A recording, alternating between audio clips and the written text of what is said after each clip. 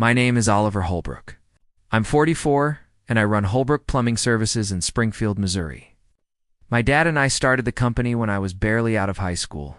Just me. Him and an old Ford van that broke down more than it ran. Now we have 6 trucks, 8 employees, and contracts with half the subdivisions in town. Claire always handled the books. I handled the wrenches. It seemed like a perfect partnership. That Tuesday started like any other. October in Missouri can be unpredictable, but it was one of those crisp days that make you grateful to work outside. I was finishing a job at the Riverside development when my phone buzzed. A text from Claire. Working late tonight. Client dinner. Don't wait up. Nothing unusual. Morrison Marketing downtown had a new retail account. They were busy. I trusted her. After 16 years of marriage, why wouldn't I? Still, something nagged at me as I loaded my tools back into the truck. Claire had been distant lately. She jumped every time her phone rang. Little things stacked up like misplaced puzzle pieces. I decided to swing by her office around 7 with dinner from the Italian place she loves. I wanted to see her. I missed us. Morrison Marketing sits in a converted warehouse, all glass and exposed brick. Modern Claire. I parked across the street with the takeout bag, but froze when I saw her car in the lot. Claire's blue Honda, and beside it, a black BMW I didn't recognize. Through the conference room glass, I saw her silhouette. She wasn't alone. A well-dressed man stood close to her. Too close. He tucked a strand of hair behind her ear. Claire laughed, that musical laugh I'd fallen in love with 20 years earlier, and leaned into him. Then they kissed. Slow, deliberate, like it had happened 1,000 times. My hands shook when I snapped a photo through the window. The image seared into me. My wife in another man's arms, both of them smiling as if they had no idea what they'd just done. I walked back to my truck on autopilot. I sat there for 10 minutes, staring at that photo, then I drove away. I couldn't face our house. Her coffee mug in the sink, her book on the bedside table. All the small traces of a life we'd built. I spent the night in a motel on Highway 65, paid cash for a room, and stared at the photo on my phone. At midnight, Claire texted, "Just finished. Heading home now. Love you." Her words were a slap. Sleep didn't come. By morning, I felt like I'd been hit by one of my own pipe wrenches. I called in sick and drove to my dad's apartment at Sunset Manor. Vernon Holbrook, 71. Sharp as ever, even if the doctor said his memory was starting to slip, had taught me everything about pipes. Business and being a man. If anyone could help me think straight, it was him. He told me what I already suspected. Get proof. Once you know for sure, you can't unknow it, he said. Measure twice. Cut once, it was right. I couldn't confront Claire with a single photo. I needed evidence. That afternoon, I returned to Morrison Marketing. The black BMW was there. I wrote down the license plate and followed it to an upscale apartment complex. The next morning, I did something I'd never done in 16 years. I went through Claire's purse while she took a shower. Receipts for restaurants I'd never visited. Gas station charges across town. A credit card I didn't recognize. The car was linked to our business account. Claire had always handled the books because she understood marketing expenses. I trusted her completely. Biggest mistake of my life, I went to First National Bank and asked to see our business statements. Helen Rodriguez, our account manager of 10 years, helped me. Transfers to companies I'd never heard of. Kellerman Consulting, a Premium Solutions LLC, your strategic marketing group. Small amounts, never more than $2,000 at a time, but they added up. Nearly $23,000 gone in 6 months. Back in my truck, I spread the statements across the dashboard. The pattern was clear. Claire had been systematically draining our business account with fake vendor payments. I called my son, Mateo. He's 22 and studying business at Missouri State. Mateo has his mother's intuition and his father's practical streak, a brain that sees patterns. I asked him to meet me that night with his laptop. We sat in a diner while he walked me through the numbers. "Dad, this is embezzlement," he said, clear as day. He'd called some of the companies. Two didn't exist. The third had never heard of Holbrook Plumbing. Mateo gave me the plan.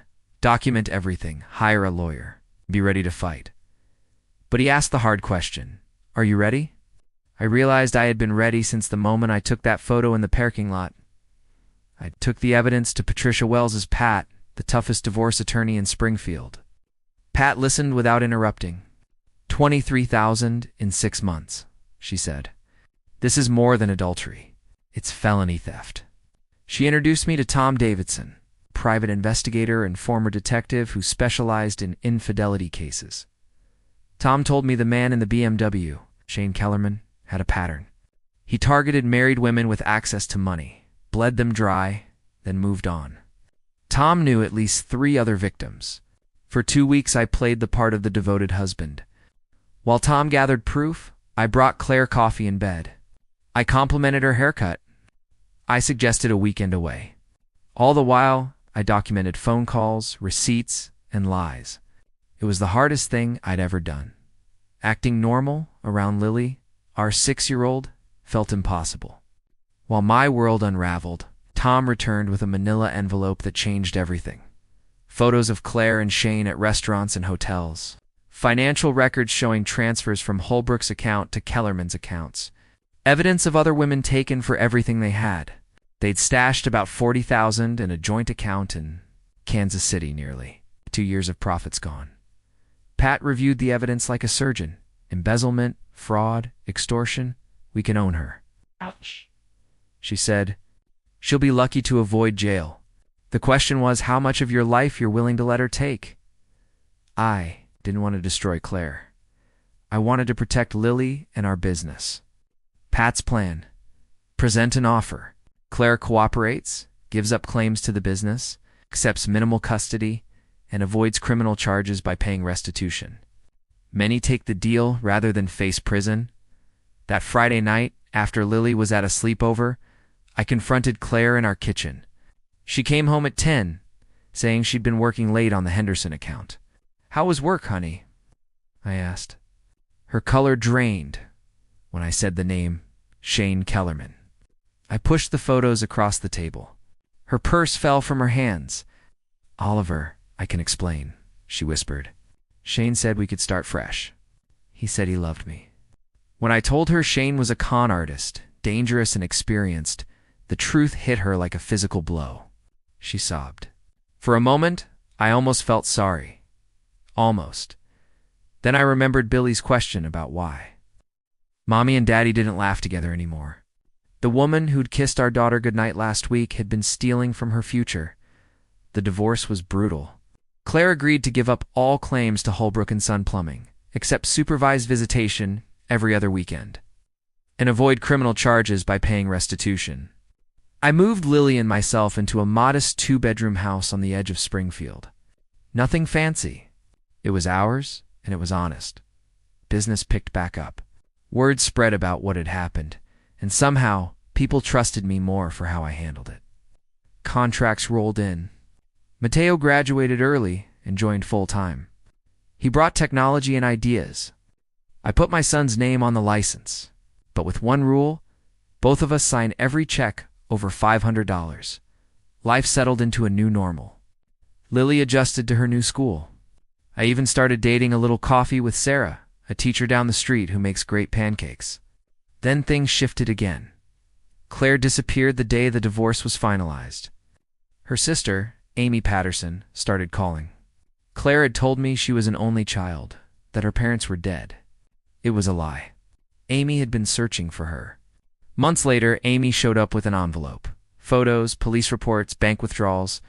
She said Claire and Shane vanished from Kansas City after the divorce. Later, Amy came back with worse news. Claire's body had been found in a lake outside Denver. She'd been there weeks. The police ruled it a suicide. Amy believed otherwise. She handed me a letter the police had found in Claire's hotel room, addressed to me. In trembling handwriting, Claire wrote that Shane had threatened to hurt me and Lily if she didn't keep stealing. She said she'd been trying to leave him, that he was dangerous. She begged me to protect our daughter and to stop him. The envelope included photos of bruises and threatening messages. It changed everything. I worked with Amy and Tom to dig deeper. They found patterns of abuse, financial crimes in multiple states, and other victims willing to testify. 6 months later, Shane Kellerman was arrested at a Las Vegas casino. The case turned into a media circus, but the evidence held. He was convicted of murder, fraud, and extortion. Life without parole, plus 20 years. I never told Lily the full details of her mother's death. That's a conversation for when she's older. For now, I tell her Claire made mistakes, but that in the end, she tried to protect our family. Amy arranged a proper burial in Springfield so Lily could visit. Amy and I built an unexpected friendship, a fragile, honest connection forged by grief and purpose.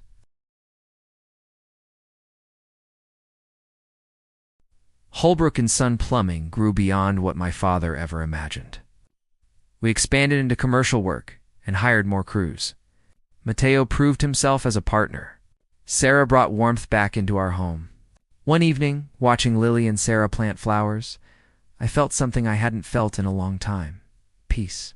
Claire's betrayal nearly destroyed me, but it also showed me what I was capable of when everything was on the line. I learned that being a man isn't about avoiding hardship. It's about facing it, protecting what matters, and building something honest from the wreckage, one careful choice at a time.